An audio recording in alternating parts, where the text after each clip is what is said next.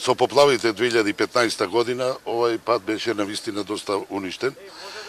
Ево сега го реновираме. Тука се вложени околу 29 милиони денари за овој пат во должина од 960 метра. Тоа е пред мостот на река Црна до првата куќа во Новац.